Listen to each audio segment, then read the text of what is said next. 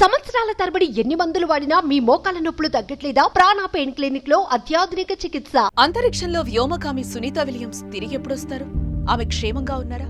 Sunitha Williams తో పాటు Butch Wilmore ను భూమి మీదకు తీసుకొచ్చేందుకు నాసా ఎలాంటి ప్రయత్నాలు చేస్తోంది? 16 రోజుల్లోపు వారు భూమి మీదకు రాకపోతే జరిగేదేంటి? అసలు వారు భూమి మీదకు ఎందుకు రాలేకపోతున్నారు?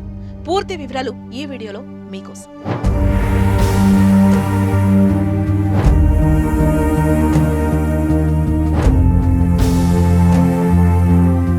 భారత సంతతికి చెందిన అమెరికన్ నాసా వ్యోమగామి సునీత విలియమ్సన్ డేంజర్ లో ఉన్నారు.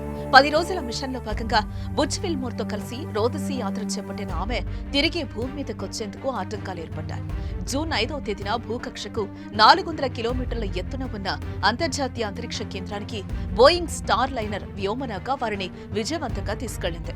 వాళ్ళు జూన్ 14వ తేదీన భూమికి తిరిగి ప్రయాణం కావాల్సిండగా కానీ వాళ్ళు తిరిగి రాలేకపోయారు.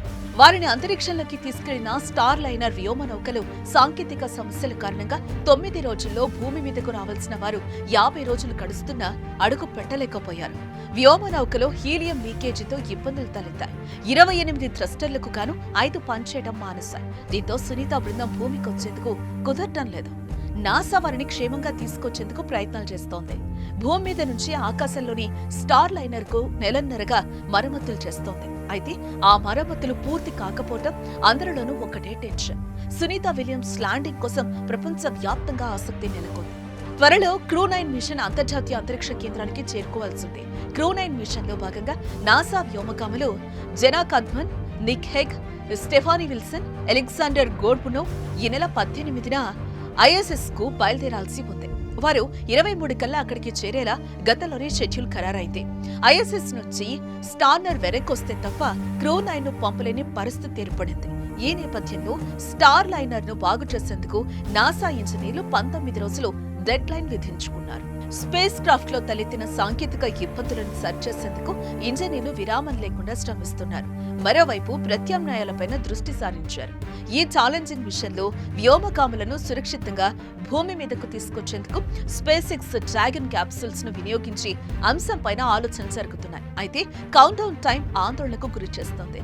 ఈ స్టార్ లైనర్ స్పేస్ షిప్ కు మరమ్మతులు పూర్తి చేసి సునీత విలియమ్స్ బుచ్ విల్మోర్లను భూమిపైకి తీసుకుని వచ్చేందుకు నాసాకు 16 రోజుల గడువు మాత్రమే మిగిలి ఉందనే విషయం వెలుగులోకి రావటం కలవరపెడుతోంది. పేర్లు పూర్తి కాకుండా స్టార్ లైనర్ లో వ్యోమగాములు భూమిపై ఎట్టి పరిస్థితుల్లోనూ ల్యాండ్ కాలేరు. వ్యోమనౌక భూమిని చేరడానికి హీలియం థ్రస్టర్లే కీలకంగా పనిచేస్తాయి. కానీ ఇప్పుడు వాటిలో సమస్య రావటం నాసాలో టెన్షన్ మొదలైంది. రిపేర్లు పూర్తి కాకుండా స్టార్ లైనర్ లో వ్యోమగాములు భూమిపై ఎట్టి పరిస్థితుల్లోనూ ల్యాండ్ కాలేరు. వ్యోమనౌక భూమిని చేరడానికి హీలియం థ్రస్టర్లే కీలకంగా పనిచేస్తాయి. కానీ ఇప్పుడు వాటిలో సమస్య రావటం నాసాలో టెన్షన్ మొదలైంది. ఇక మరోవైపు అనుకున్న దానికంటే ఎక్కువ రోజులు అంతరిక్షంలో ఉండటం వల్ల సునీత విలియమ్స్ కు ఆరోగ్య సమస్యలు తలెత్తుతూ ఉండటం కూడా కలవరపరిచే విషయం. మరి నాసా వారిని క్షేమంగా ఎలా తీసుకొస్తుందో చూడాలి.